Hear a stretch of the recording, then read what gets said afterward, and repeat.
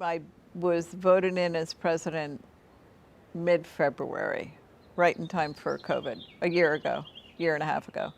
Um, and of course, all the shops had to shut down, um, and everyone was struggling, obviously. I mean, and we had no idea, so to that was prior to any grant money available.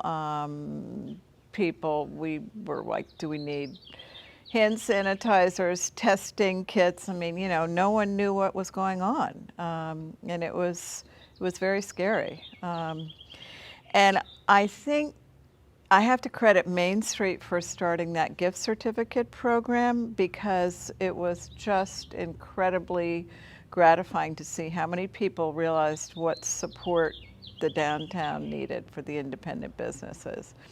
And we'd have to talk to Kay about how much money, but I know we raised quite a bit of money for these shops. I mean, people were buying $200 gift certificates for the shops left and right.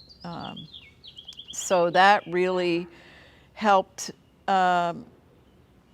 those businesses over the couple of months that they were not able to be open at all, or even the curbside pickup was, negligible as far as being able to support, not only pay the rent, but also keep an employee or two. I mean, I felt like mostly we just needed to be as supportive as we could with those businesses. And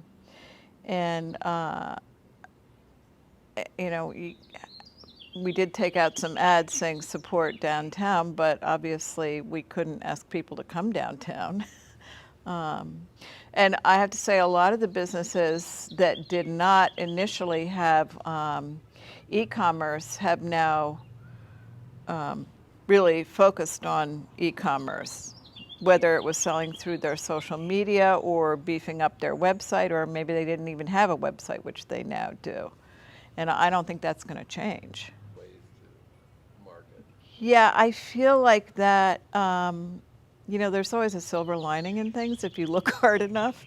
And I think this has made people think out of the box and realize that they need to focus on not just getting people physically in their stores, but how do you get them to look at your merchandise virtually, And I would venture to say that almost all of our businesses now have some kind of online presence. Well, they all are still wanting events back in town. I mean, events bring not just locals, but out-of-towners, whether they're day trippers or whether they're spending the evening or the weekend. I mean, that's what we really need, and I think there may be some events this summer, but I think it's not till fall that we'll really get the crowds coming back. I have to say that the fact that we are a rural area and we have a lot of second homeowners, that has also really helped us this winter. I noticed that a lot of people where I live in Tolchester, who are normally there like 6 times a year, we're here all winter, those people are shopping. And most of the merchants that I've talked to have seen an increase in business over the last 6 months from second home people and out-of-towners. So I think that's going to be a lot of our focus for marketing is, come to Chestertown for the weekend or, for the day trip. What I'm really am focusing on is the restaurants, because we need our restaurants to be successful. And those are still, what is it, 50% occupancy inside now, I think they can do. And we're just getting into the season where people are going to want to sit outside.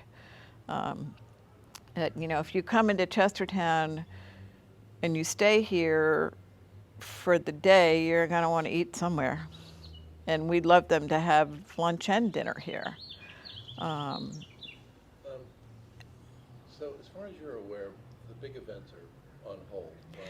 I mean, the Tea Party is not going to happen until next year. Downrigging, I am told that that will happen in some function. They're not sure what. It probably won't be to the scale that it normally is. So I guess the biggest is Tea Party, and yes, that's not going to happen until 2022. We are going to have the Chestertown Jazz Festival, which is the second weekend in September, and that's our 25th anniversary. I happen to be on the Jazz Festival committee too. And as a plug, Christian McBride, who just was one of the Grammy winners. He has got his own NPR show, so he is going to be our headliner. Yeah, it's going to be awesome. And so that will help the downtown because that brings people into town for the weekend. So it's Friday, Saturday, with the big event Saturday in Wilmer Park. We are looking forward to First Fridays. I think the May First Friday, the weather should be nice enough. Technically, we still cannot offer complimentary food and beverages, but, and I know that's why people love coming downtown, but we do have restaurants where you can go hang out outside. Kay McIntosh and Mainstreet and I are focusing on doing something for the May 1st Friday where we're going to maybe block the street off and have some places where you can sit and have a beverage outside.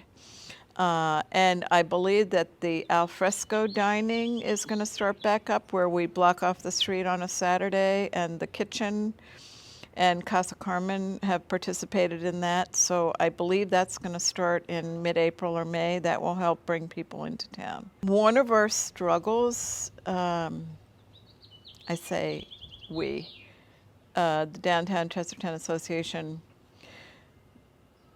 is having the shops all have consistent hours. I know when I was, actually, and I've been on the DCA, I've been a member forever, and I've been an officer on and off. And we would love to have everyone be open till 6 or 7, at least on Thursday, Friday, Saturday nights, especially in the warmer weather, to have people come down and do a little shopping before or after dinner.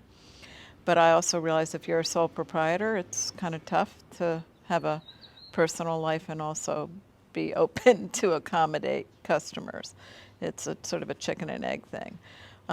It's the same with Sunday. You know, obviously the more shops that are open consistently on Sunday, the more business we'll have. You know, I think so. I mean, almost all of our members are reporting an increase in sales over the last couple months. I mean, most of them had a decent winter. And again, I attribute that to 2 things. One, the locals realizing that they need to support their independent businesses. They're our neighbors, you know. And 2, the second home people and the day trippers. You know, they want to get out of town and go visit someplace that feels safe and that's beautiful. I feel very positive, and I think most of the other merchants do too. Again, our focus is how do we bring people into town? And, you know, as I said earlier, we aren't going to really be able to support big events till the end of the summer, so our focus is promoting.